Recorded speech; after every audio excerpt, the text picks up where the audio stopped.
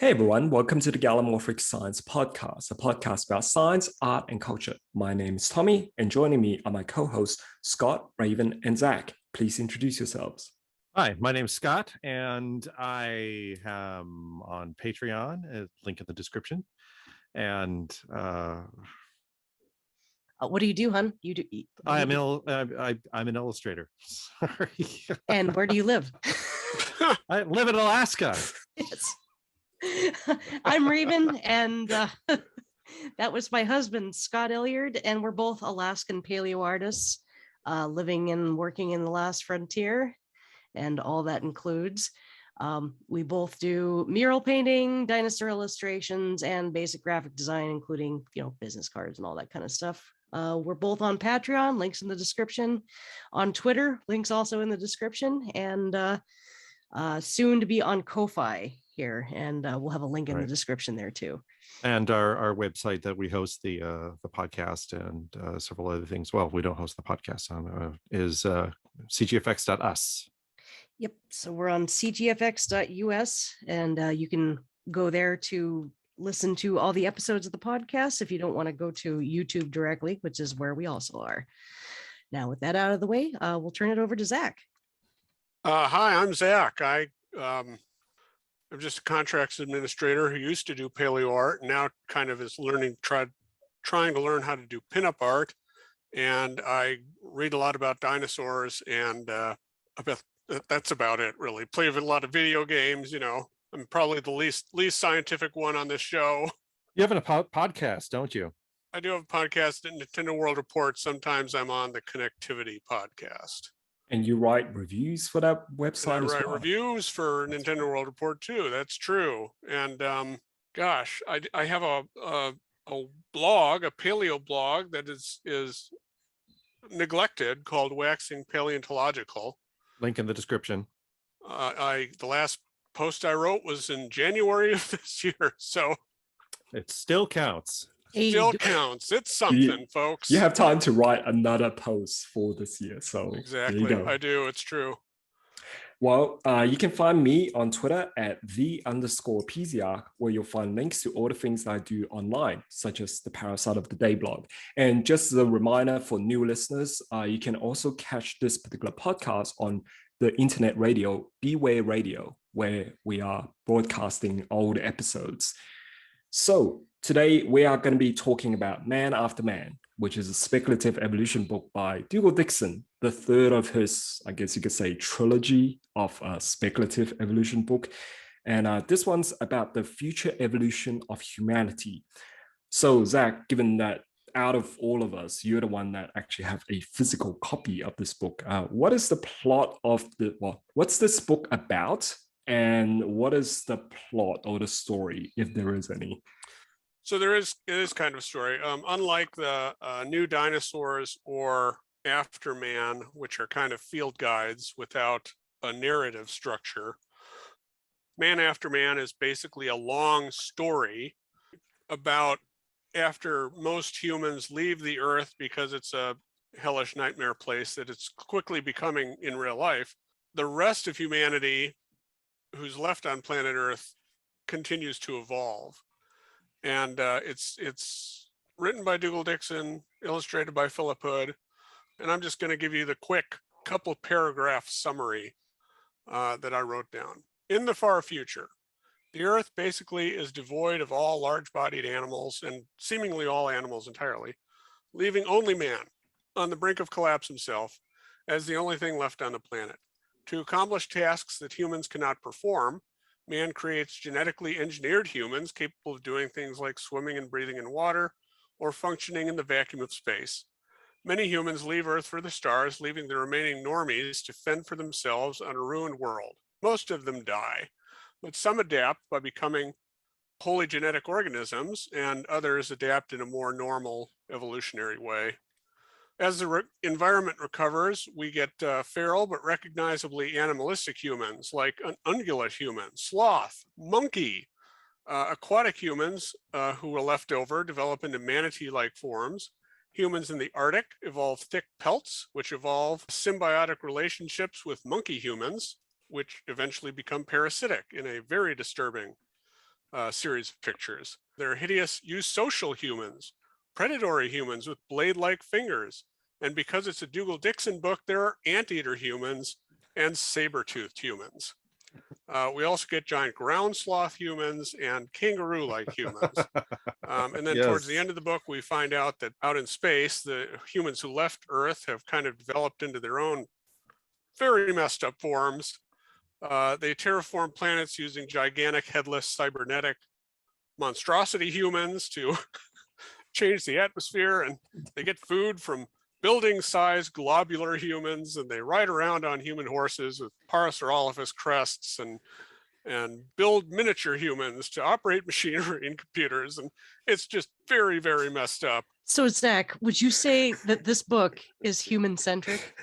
A little bit, yeah. Yeah, I Oops, would. all humans. Oops, all Basically humans. all humans, and the horrible things that we will evolve into in the far future.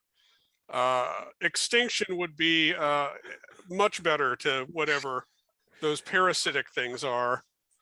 You know what I found Yeah. really strange about this particular setting is that, like you said, the whole idea is that Earth is so ravaged that the only thing is left humanity or the descendants of humanity. But throughout the book, all the little stories and things like that, you have these future humans who are like catching birds and fish and bugs and eating fruits and leaves and trees. So obviously the Earth is ecologically intact enough to support those forms of life. True. But which do not evolve, apparently. Yeah, exactly. Right, exactly. Like that is a glaring point to me, because like this is from the man who wrote After Man about the future evolution of these animals that survive ecological collapse and then go on to evolve into different forms.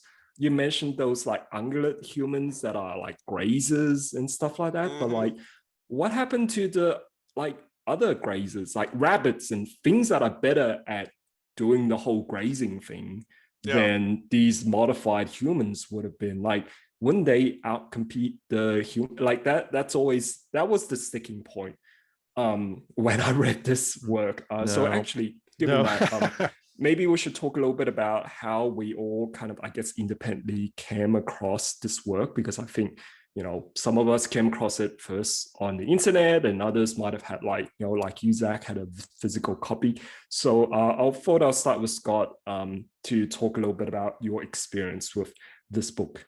Basically, this is the first time I've read this book for this podcast. So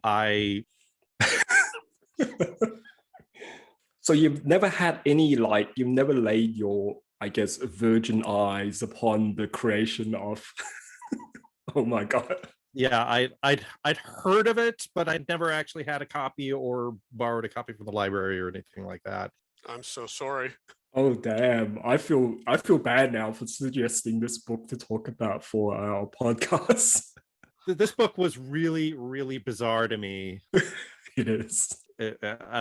Speaking as an adult, just going through it and for the first time. So yeah, that was my first experience with it, was a few weeks ago, basically before the podcast. It's great grist for the mill, though. I mean, it's so surreal and not more than a little bit depressing, I'll be honest with you. Yeah. Oh, we can talk about that in like multiple ways. What about you, Raven? How did you came across? I assume that given how you are familiar with like internet meme culture, that you probably came across this first through all those shit posts based on man after man pictures. So I actually did not. So this is another testament to the high school library. Ooh. So to have a book like this in a library in a Christian town where the separation of church and state was literally a highway separating my school from the church across the road. This was kind of a weird find for me as a teenager, and kind of like messed with me in several ways, I think. I think this book would be a weird find in any library. Just put it out there. So they had not only an amazing library, but they also had all 3 of the Dougal Dixon books. So I was introduced to Dougal Dixon at a very early age. So it was about 15, 16. And it was one of those weird books I would always just check out, and I wouldn't draw anything from it because it was just so freaking weird. Because that's what I would do, is I would check out a lot of art books and I would draw things out of them. Yeah, it's like I'll take inspiration from Wayne Barlow, but not this fucked up Dougal Dixon. Exactly. Man after man. Exactly. So yeah, anytime anybody tried checking out Wayne Barlow or Dougal Dixon books, they couldn't, because I had them pretty much permanently for 4 years. Sorry, librarian. Sorry, other students, but not really. So yeah, I've actually been into Man After Man, not since the beginning, but since I was a teenager. So I've been into this book for about 20 years. But it's like every time I came across a copy, it's like, do I really want this nightmare fuel on my bookshelf? Maybe, but I'm going to get this other dinosaur book instead. And I felt kind of the same way. Yeah, I felt the same way about some of his other books. But as an adult, I can appreciate them more just because of how weird and utterly prescient they've kind of turned out to be. Well, what about you, Zach? How did you get your copy of this book? Well, I have no idea when I got this, but it has a very old Tidal Wave sticker on it. So it makes me think I got it when Tidal Wave was in a smaller store over on Fireweed. But I think before I even bought a copy, I'd read a copy from the Lusac Library when I was probably in high school, and was disturbed because I had really enjoyed Afterman and the New Dinosaurs. And I thought, oh, what are these weird looking things on the cover of this book? And then you read it and you think, oh, wow. It's not a book I look at often, but a part of me appreciates what he's trying to do here. It's kind of like a curiosity. It's absolutely a curiosity. Kind of like, I almost feel like the illustrator, Philip Hood, drew all these really messed up monsters. And Dougal Dixon said, well, I'll write a story to fit these things somehow. And what we got is whatever this book is. That kind of parallels my feeling with Alien Worlds, which we reviewed in the previous episode. It's like they just came out, these aliens, like, well, we're going to write a framework around this somehow. My experience with Man After Man is kind of similar to both Raven and yours, Zach, in that I was exposed to the Dougal Dixon's work when I was a child, but not all at once, the way that, for example, Raven might have been. So I actually first came across Dougal Dixon's Afterman Animal not in Afterman, but they were featured in this set of children's encyclopedia that I had that was published by a Taiwanese publisher. Really? So I was like, I think Afterman was actually quite popular in East Asia. Like they had a stop motion series documentary in Japan, I think. And so it was like quite well regarded in that particular part of the world. So I first came across like Dougal Dixon's Afterman Animal in this set of children's encyclopedia. And I thought like, oh, they were really cool because I was 7 at the time. And also they are kind of cool. So after a while, when I was a teenager, I came across The New Dinosaur while I was on a high school excursion of all places. And I pretty much spent the entire excursion just looking at this book while I was at the National Library. And I kind of put 2 and 2 together that given the subject matter and the art style and everything about it, it had the same vibe that this both like, oh, the future animals I read when I was like 7, they were done by the same people who did this book about like, what if the dinosaur didn't go extinct at the end of Cretaceous? So that was when I was a teenager. So that would have been like when around Raven's age when she came across Dougal Dixon's work. And so for many years, I was in like total blissful ignorance of other speculative evolution work that Dougal Dixon might have published. You know, especially seeing how I encountered those works like many years after they were published. So I figured like, well, if he has done anything more, I would have already come across them now. So that means that he's only done those 2 books and it's all cool. And if only you'd been able to keep that thought. Yeah, that innocence. So around about the early 2000s, I started lurking around internet forums and stuff like that. And I started seeing people mentioning something called man after man. And I was able to piece together from very scattered pictures. I feel like an archaeologist. I was able to piece together bits of fan wiki information and bits of pictures and stuff like that. Dougal Dixon might have done some other, speculative evolution stuff. And then finally, I came across that outrageous looking cover of Man After Man.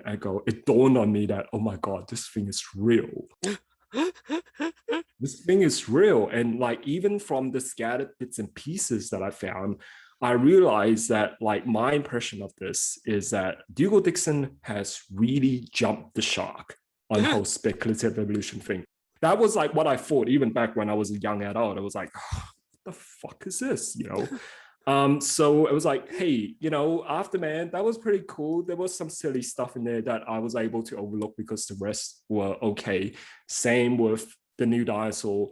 It's as if all the most ridiculous and silly aspects in Afterman and the New Dinosaur were just brought out into the forefront in Man After Man. That was and then it wasn't until in preparation for this particular podcast that I managed to find a PDF copy of Man After Man, because fuck if I'm going to pay money for this thing, and read it in full. And God, I think my opinion of it has only diminished after reading it. Originally, I would have based on the bits of fan wiki, scattered bits and pieces that I gathered together, I would have thought okay, well, Dougal Dixon's jumped the shark. This is not one of his best work. I'll give it maybe a 6 or 5 out of 10. Yeah. It's passable mark. After reading it in full, I was actually no, this is bad. This is going to get a 3 out of 10. Because there's such little redeeming features about this. Yeah, there's a lot of problems with this book, not just in, I guess, the illustration and these future human descendants and what they are and the ideas that went behind them, but also in the text itself. Yeah.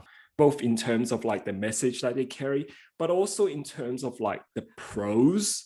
Oh my God, it was a slog trying to read through the prose. That's what it was like. Yes, a slog. Oh yeah.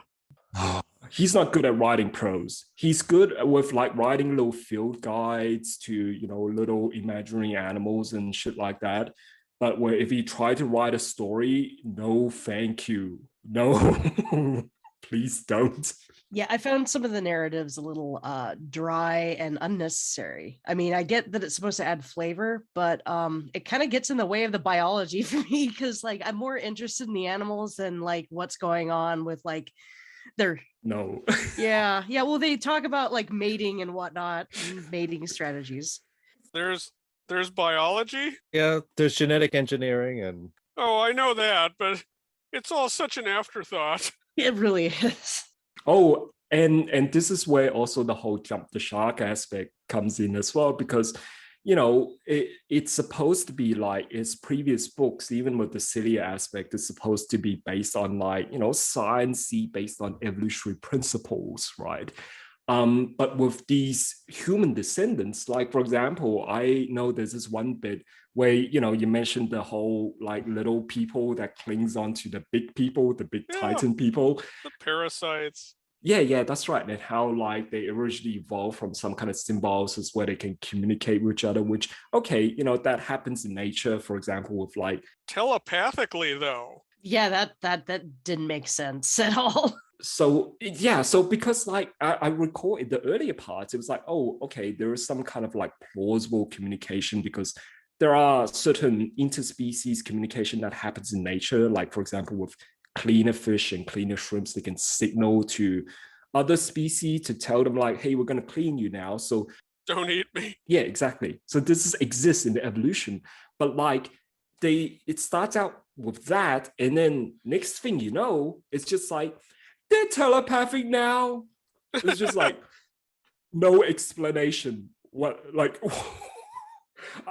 we get telepathy in this science fiction look at Man After Man, but there at no point are there robots or anything else like that, which In the high techs, yeah. yeah, but apart from the high techs, yeah. Yeah, the high techs, which they just kind of leave there, like, well, there's high techs here, but we're not going to talk about them anymore. And also, there's people who do live in harmony with nature, but you know what? We're only going to give them one page. They have no descendants. Well, that's the thing. That's the like the Fifi Florian people, right? Right. By the way, yeah, the most forced name on the planet. yeah. Well, I remember with this bit, the impression that I got when I was reading through the whole Fifi Florian and how they view the high techs, it was just like basically the meme that comes into my head is like reject technology, return to pastoralism. Oh yeah, Exactly. Oh yeah. Because it has this really like Luddite feel to this. Like it is so a lot of the, I guess you could say, politics of this book feels extremely regressive, you know, about like rejecting technology. There's some like, maybe he didn't intend it to, but there's some social Darwinism and eugenics vibes as well. Yeah, they kind of mentioned that in the beginning of the book too, about eugenics. Yeah. And then there's the ticks, which are like, you know, those like wacky looking lumpy people with extra limbs and stuff like that. But like, you know, the whole point of showing them was like, oh, look at these decadent post-humans who are modifying the bodies and stuff like that. And I thought like, well, you know, he presented as such a bad thing, but I'm sure for people who might have like dysphoria, the idea of being able to modify your body might not necessarily be such a bad thing, you know. It seems like he has this whole given attitude of like, you know, you have your God-given body and you're sticking to it, you know, you're not supposed to mess with nature, you well, know. Tommy, what I'll say is when he wrote this book, which was, let's see, what is it? It's like 1990. Mhm. I guarantee you, dysphoria was the farthest thing from his mind. He didn't know what dysphoria meant. And he was just like, well, this could be really fucked up. Let's do this. And it seems like he, like a lot of other kind of, I guess, societal concern was not on his mind as well, even for like back in the, you know, I guess in the 80s when he was writing up this book, because for a book that is about humans, there's very little about human society and the human condition in this, apart from just everything's going to shit all the time. And like, it's this really reductive and nihilistic way of looking at humanity. Like, it makes me think like, was Dougal Dixon in like a sunken place when he wrote Man After Man? Because that's the vibe that I got from reading this book. So in the book, he does break things up into like time frames. So you have 200 years hence, 300 years hence, 500 years, 1,000 years, 2,000, 5,000, 10,000. And it, you know what? Just forget about it, because none of this really kind of makes any sense as far as like not at all the timing and all that goes. It's like, okay, you might as well just not even bother with some of these time frames. It's part of the science fictional conceit that it's in the future, really, and that's what it is. But even the science fiction conceit, it's like it wasn't really consistent, and he didn't really make the most of it. It seems like, you know, as you know, you suggested that he came up with a bunch of designs, and then, well, I guess, you know, I'll write a story around these designs. You know, the fish, the guy who flicks fish out of the water, as opposed to the guy who has a thick butt and picks termites with his fingers. Gotta have an anteater human in there. So yeah, was that the Ant-Men? Is that 3 million years hence? So okay, I kind of like them in a few ways. Like, you know, skunk coloration kind of appeals to me. But it's like he looked at anteaters and completely missed the point. Well, what he did the exact same thing he did in After Man, which was he took, or really more the New Dinosaurs. And he said, well, what if sloth but human? You know, what if parrot but kind of a dinosaur, maybe? That seems to be the Dougal Dixon's approach to speculative evolution, which is there are these archetypes. It's almost kind of like a otaku approach to anime tropes. It's like, okay, there's the dendere, there's the tsundere, there's the kodere. Like, he has these archetype of like sloths and parrots and koala. Saber-tooth something. Something's got to have saber teeth. Yeah, saber-tooth thing. Yeah, and we'll like shove or shoehorn whatever the heck it is that would fit into that slot. It seems that like, yeah, because like there is only so much that convergent evolution could do. People seem to miss the point about convergent evolution that yes, sometimes you have like different things evolving to look similar and because they live in similar niches, but they also overlook the parts where, well, you have also other organisms that live similar ecological niches, but they look really, really different because if you come from different evolutionary lineage, you might have different solution to particular problems. So it's almost a selection bias that people choose to look at the forms that are similar and overlook the forms that are not.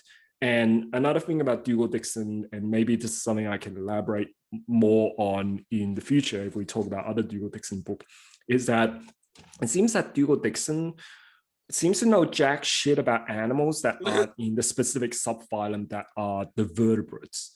Like he always try to shoehorn in like vertebrate animals into ecological niches that are well exploited by various different other phylum or phyla of animals. That are already there. Yeah, exactly. I don't know why this book doesn't include the afterman animals. So according to an interview that Darren Naish actually did with Dougal Dixon here, I think I want to say 2014, I could be wrong. But Dougal Dixon actually did want to have this, as far as I know, he wanted this to actually take place like within that same kind of time frame, the afterman time frame, where humans leave and then come back and then repeat the same sins of their past, basically. Yeah, time traveling humans. Yeah, was it time traveling or was it? Yeah, I checked the interview again. He was like, they would time shift to like 50 million years in the future into the world he's already created in Afterman and repeat the whole same ecological, because you know, apparently people don't learn in his universe, but like but he also mentioned this other thing called Green World, which was like, oh, what if that same setup, like humanity goes off, but then they go and ravage the environment of an alien world. That kind of happens at the end of this book. Humans do come back to Earth and they exploit it. They just look really fucked up.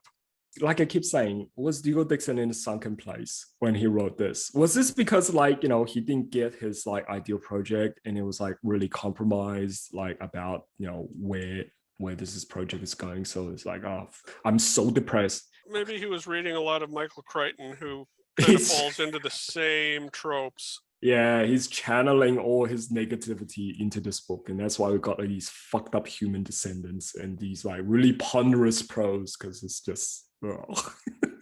Despite all this does seem to have had a lasting impact on some other authors and other artists. So like, I think Stephen Baxter's Evolution novel, yeah, this has like been a huge influence. So Stephen Baxter's Evolution is basically charting the evolutionary history of humans throughout different ages, or human ancestors throughout different ages. And in one of the future chapters, like, you know, 25 million years from now, after humanity goes extinct, except for like the remnants that evolve into all these different forms, you could see that some of the animals and some of the future human animals that were in this particular chapter were heavily inspired by those that were in Man After Man, as well as Afterman by Dougal Dixon. Like the mole people, and like he also had a few original of his own, such as like carnivorous rats, which are not like the carnivorous rats in Dougal Dixon, but they were bipedal, so they look like theropod dinosaur type rats. Okay. That's kind of cool. So that was quite, yeah. I've read like a lot of Stephen Baxter's novel, and that was one of the things that I was going to bring up, that the further readings list, which I thought it was like Dougal Dixon in Man After Man, he had this whole like further reading list about other works that explore similar topics as his book, you know, Man After Man. He included a bunch of things, including like, you know, H.G. Wells, Time Machine, stuff like that. It was kind of a glaring omission that I thought, why didn't he include Olaf Stapledon's Last and First Man? Because the parallels were just like right there. Obviously very heavily inspired by Dougal Dixon's work. And I'm sure like many speculative evolution work were inspired by Dougal Dixon. And it's just that Man After Man was just such a trash fire that it became kind of it became an internet meme. We've all seen the season's greeting meme. And, and every now and then a website like IO9 or whatever would like go, look at this book about fucked up future humans. Yeah. It has a kind of a mixed legacy, I guess. And that kind of leads in pretty well to our next episode, where we're going to be talking about another work that explore a similar topic, but I think it went in a rather different direction, that has a rather different approach, by C.M. Cosman, called All Tomorrows. So that's in the next episode.